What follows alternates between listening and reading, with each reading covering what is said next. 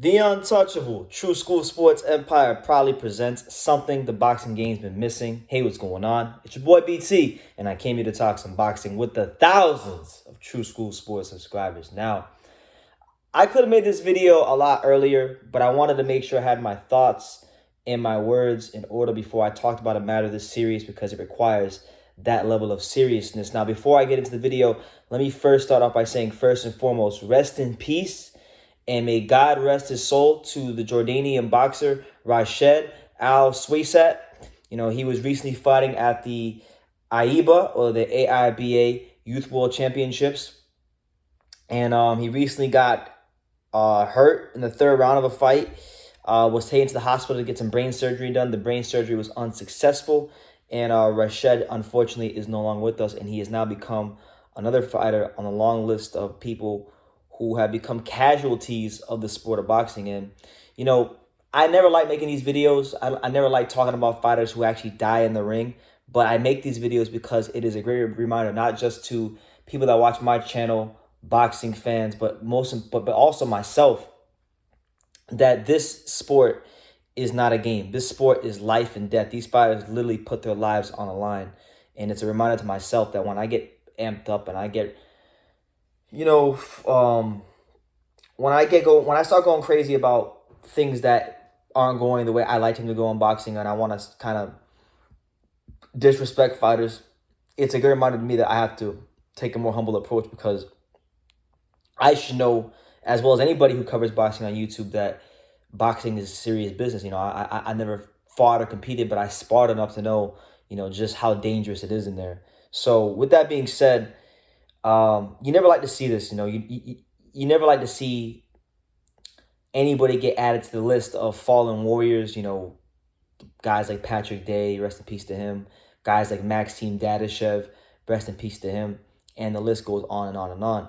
But it just goes to show you, man, like, this is the other side of boxing that I don't think it's talked about enough.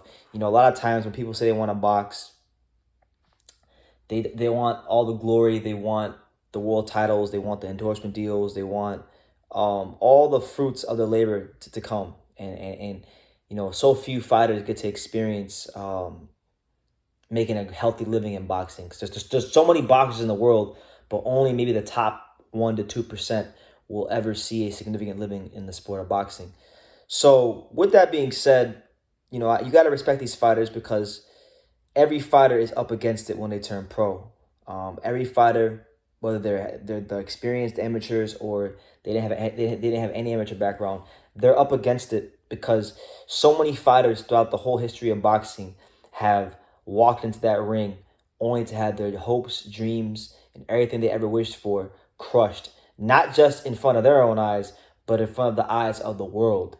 And that's very, very disheartening stuff. So I mean, I never heard of this kid RASHED before, but you know, he was like any other amateur boxer. You know, he was probably just pursuing a dream, fighting in the world championships, trying to fulfill his amateur aspirations. And you know, it's always unfortunate when you hear these things, but you know, respect. And shout out to my guy Punch Drunk Boxing. He did a great video on this, and you know, he kind of prompted me.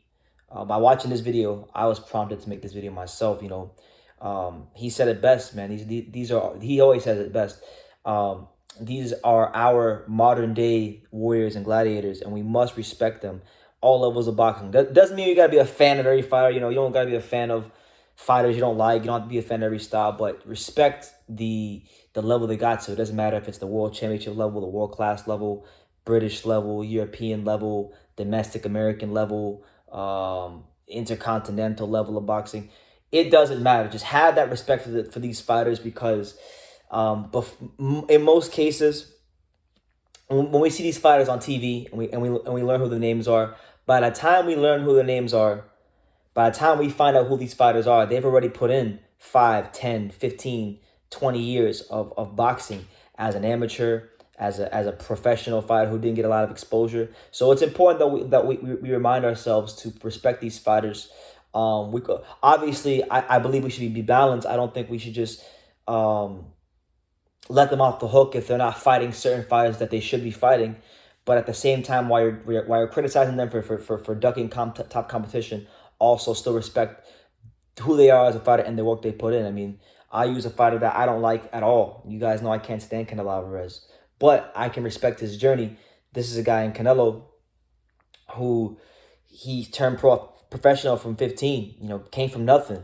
Went from selling ice creams in an ice cream truck to now being one of the top names in all of boxing. One of the top attractions, if not the top attraction in boxing, selling out 70,000 tickets in a Cowboy Stadium. And that's the beauty. That's the beauty of the sport. I mean, there's ugliness in the sport, like RASHED Al SWAISAT, who unfortunately is another casualty. And like I said, God bless him, his entire family, and may God just put a hedge of protection around them at this time and comfort them, because this is the reality that people don't want to deal with. This is the type of thing that wives hate to see, that friends hate to see, and his family will be impacted forever by this loss. So just God bless them, man. But the things are, in boxing has its ugly sides, but it also has its beautiful sides. Going back to Canelo, you know, he went from selling ice cream to selling 70,000 tickets at Cowboy Stadium and making a great living for himself. And like, that's the beautiful thing about boxing, is like, it doesn't matter where you come from. It doesn't matter what your socio-economical background is. It doesn't matter if you even have a lot of amateur fights or if you have the most experience. All that matters is that if you have it in here, in your heart and soul, to dedicate yourself to the sport and get yourself ready for war, on that one night, if you put it all together in the right circumstances, in the right scenario, you can earn the right to be called champion. And life is fair. For once, life is fair.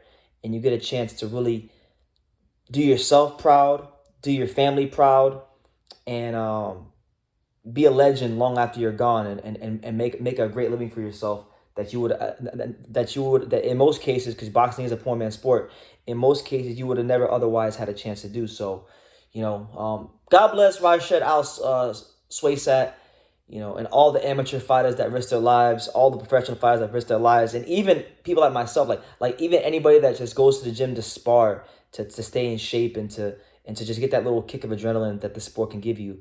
You know, God bless everybody that participates in the sport in any way, shape, or form, because this is the reality of what could happen. So once again, rest in peace.